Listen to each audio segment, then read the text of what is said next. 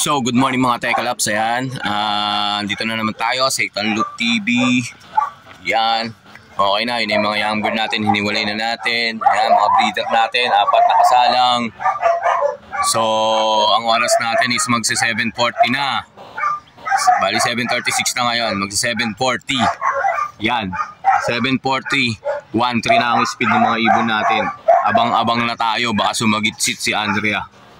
Pag sumagit-sit yun, ewan na lang.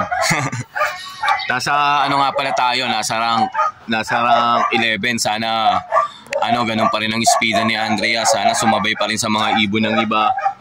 Yan. Pero hindi na malakas ang hangin ngayon, kaya hindi siya mahihirapan to make up dito sa ano natin, sa ulungan natin. Ayan, diyan naman yan lalapag eh. Bihira yan pumunta dyan sa puno. Rekta kagad yan dyan.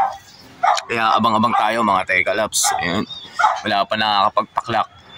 Ang ano nga pala natin, ang release point nga pala natin ngayon is sa Sariaya, Quezon. Ayan. Ayan, medyo maayos-ayos na yung look natin. Naglinis na tayo dyan. Tapos yun, konti na lang, babaklasin na natin. Maglalagay tayo dito sa susunod ng dalawang poste. Papalakihan natin yan. Itong loop na to. Yung loop na yan, yan pa rin yan. Kaso, maglalagay na tayo ng second floor para panimula sa panibago nilang loop. Babaklasin natin yan eh. Magpapalit na tayo ng loop. Gagamitin natin yung ibang materialis dyan sa loob ng kulungan na yan. Pero pag nasanay sila dyan, siguro yung mga summer natin dyan pa rin lilipad. Pero yung norte natin, baka sa bago na. Sana magkapera para makagawa. So ganoon na mga Tekalaps, abang-abang na tayo. Yan.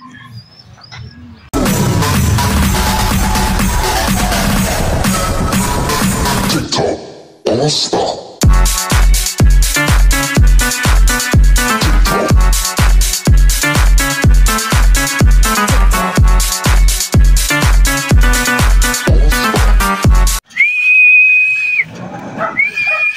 Ayan na.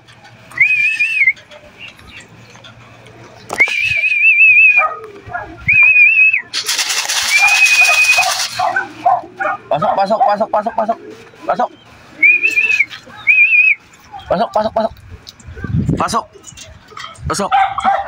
Sige na, pasok na. Yan. Pasok, bilis.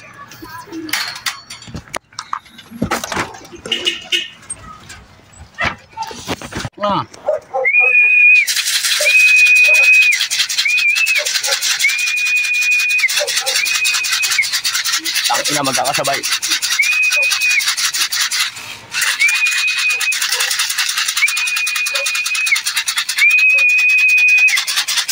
Tayo dito na ikapat yung anak nyo. Andrea!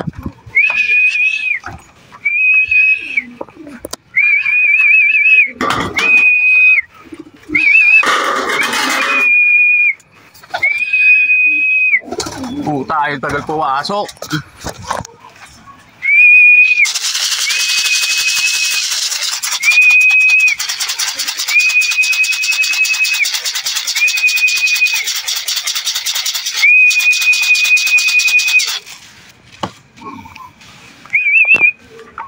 Ayaw magsipahok.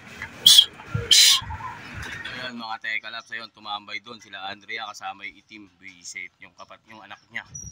Sana tayo magagawa dyan. Bayaan na lang natin bumaba. Nibago.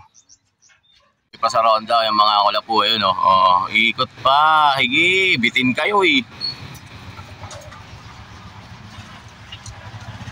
Tangin na, daming inaksay ang oras ni Andrea ang puta.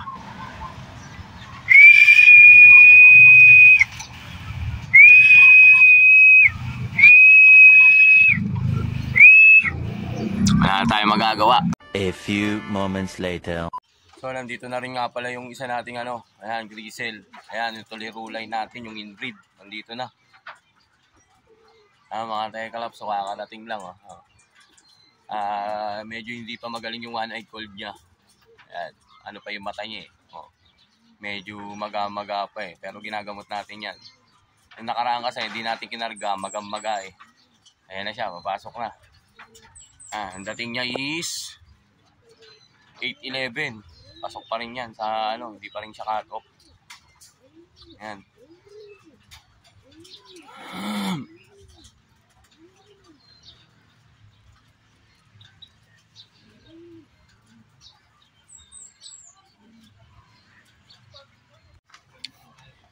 So mga Teka Labs, ayan, kompleto yung warriors natin. Ang unang dumating sa atin, ayan, si Omar. Ayan. Yun. Tapos, ang sumunod, eto, si Andrea. Yan.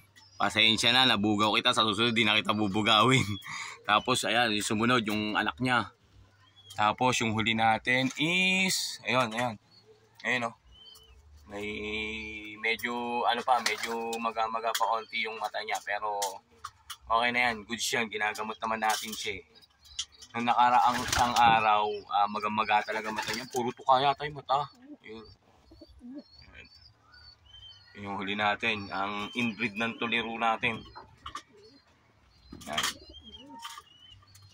Yan.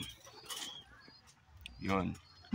Mga tama yung ibang ibon natin na puro one eye cold So yun, goods naman yung pawian natin.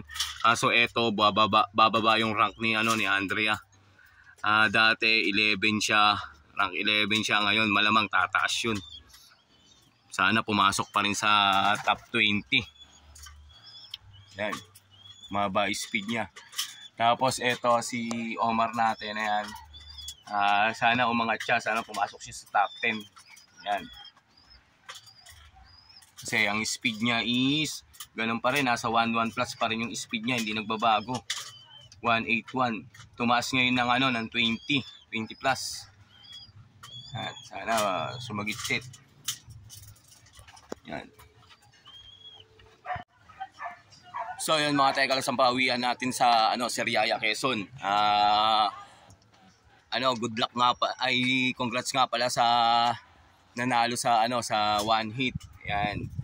Congrats sa inyo. Ayan, si Kuya Art, number 1 sa DC. Congrats Kuya Art. Ayan. Idol talaga yan dito, mabilis talaga ibon yan.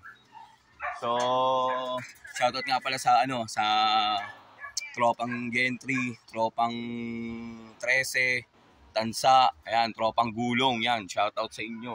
Tsaka kay Nesty, yan, shoutout sa kanya sa tropang Tansa, yan. Hanggang dito na lang yung video ko mga Teka Labs. Paki-subscribe, like, and share na lang po. Tsaka maraming salamat po sa mga sumusuporta.